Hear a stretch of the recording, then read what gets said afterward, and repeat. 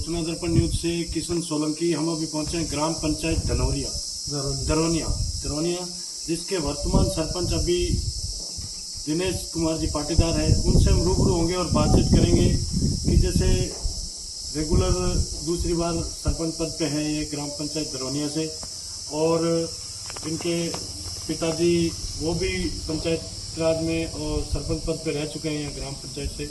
लेकिन इनसे बातचीत करेंगे ग्राम पंचायत के मुद्दों की और शिक्षा के प्रति और पेयजल के प्रति, कि यहाँ की ग्राम पंचायत की क्या कंडीशन है और कैसे इन्होंने विकास की लहर बहाई है। सरपंच साहब नमस्कार। नमस्कार। सरपंच साहब, सबसे पहले तो आप अपना एक राजनीतिक परिचय बताइए।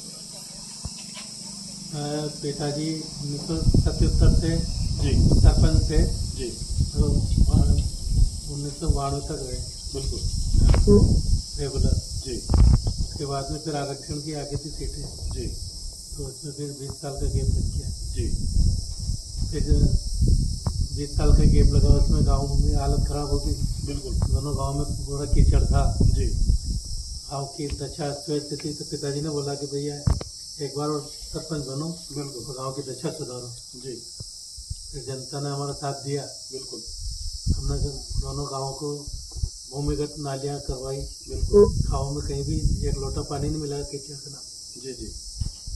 और शमशान की व्यवस्था नहीं थी कहीं दोनों गाँव में। बिल्कुल। दोनों गाँव में शमशान बनाए, जी जी। सामुदायिक भवन बनवाए, बिल्कुल। स्कूल की चारदीवारी करवाई। बिल्कुल बिल्कुल।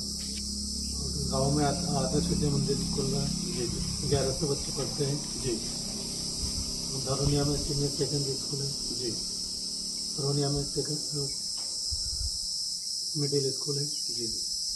तो सरपंच साहब, जैसे आपको यहाँ की जनता ने चुना और रेगुलर आपके पिताजी के बाद जस्ट आप चलते आ रहे हैं राजनीति में, सरपंच पद पे रहते आ रहे हैं, लेकिन जैसे बात करें शिक्षा की, शिक्षा एक बहुत बड़ी चीज़ है। शिक्षा के प्रति आपका क्या रुझान रहा है? शिक्षा के प्रति आपका क्या रुझान रहा है ये कि शिक्षा में आपने जो विद्यालय है ग्राम पंचायत दरोनिया के जो और सरोनी दोनों के, तो दोनों में शिक्षा का स्तर कैसा है और शिक्षा के प्रति आपने कैसा रुझान रहा? आपने कभी विद्यालयों का निरीक्षण वगैरह किया?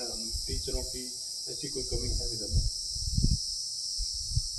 अच्छा, हमारे यहाँ पे आदर्श विद्या मंदिर है जी, उसमें अच्छी पढ़ाई चलती है। बिल्कुल।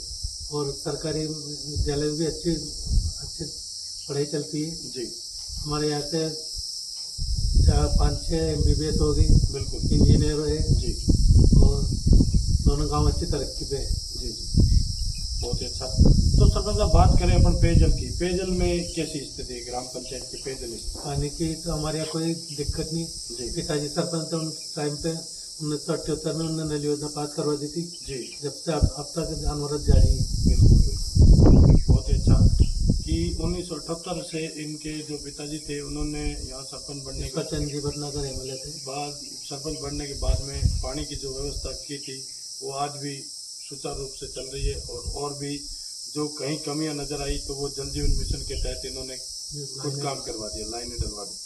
तो जैसे बात करें सरपंच साहब नरेगा की, नरेगा के अंदर आपने लोगों को रोजगार दिया है और नरेगा के अंदर जो विकास हुआ है, हम कई आपके साथी जो जनप्रतिनिधि उनसे मिले हैं कई, तो वैसे देखें तो पूरे राजस्थान की समस्या है कि बात करें ये जो नरेगा का जो 60-40 का रेशा है, इसके अंदर जो पक्के वर्ग का जो माल मटेरियल का जो बजट है वो समय पे नहीं आने के कारण ग्राम पंचायतों में विकास की गति है वो धीमी चल रही है। इस पे आप क्या कहेंगे? सामग्री के बिल के भुगतान साल 1.5 साल तक नहीं होते। बिल्कुल। वो जेब से पैसे लगा के करवाना पड़ता है। बिल्कुल बिल्कुल। और ये जो शमशान देख रहे हो आप, बिल्कुल सारा नरेगा से करवाया है। बिल्कुल बिल्कुल। इसमें स्नान घाट भी बना रखा है। बिल्कुल बिल्कुल बनाया। लेकिन सरपंच साहब, आज देखने को मिल रहा है कि जो सरपंच मान लिया वो पुलिया है गाँव में, पुलिया वो भी नरेगा में बनी है। बिल्कुल बिल्कुल। क्योंकि जैसे बात करें अपन नरेगा की, तो नरेगा के अंदर जो सक्षम सरपंच है जिनके पास कोई पूंजीपति है वो तो चलो करवा देंगे काम, बाकी अदर जो सरपंच है उनको इसका बजट नहीं लगा। वो तो अगर उधार पैसे लाके करवाएंगे तो उनके सारा बिल्कुल बिल्कुल कर्जे में डूब जाएंगे। बिल्कुल बिल्कुल सही। तो हमारे तो क्या भगवान की मेहर है, बिल्कुल बिल्कुल लगा दे तो कोई दिक्कत नहीं। जी जी जी।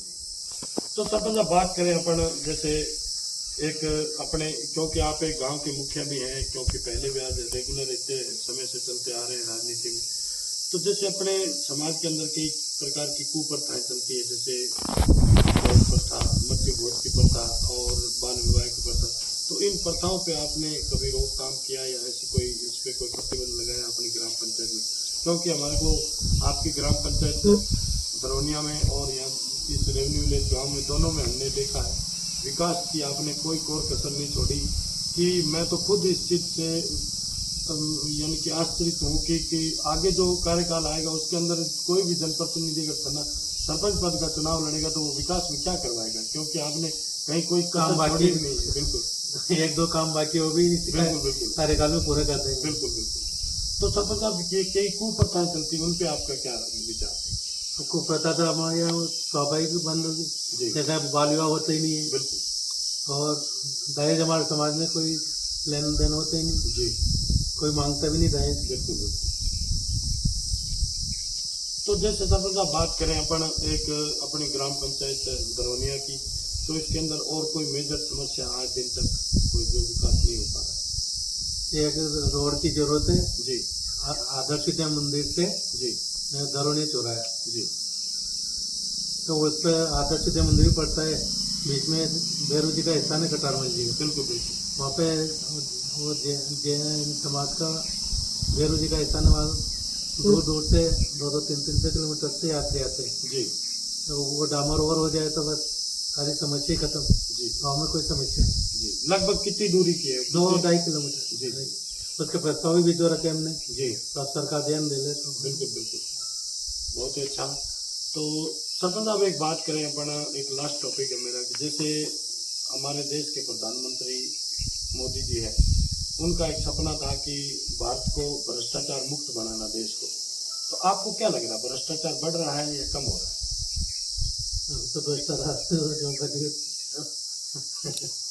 जी भ्रष्टाचार से कोई कमी नहीं रहा।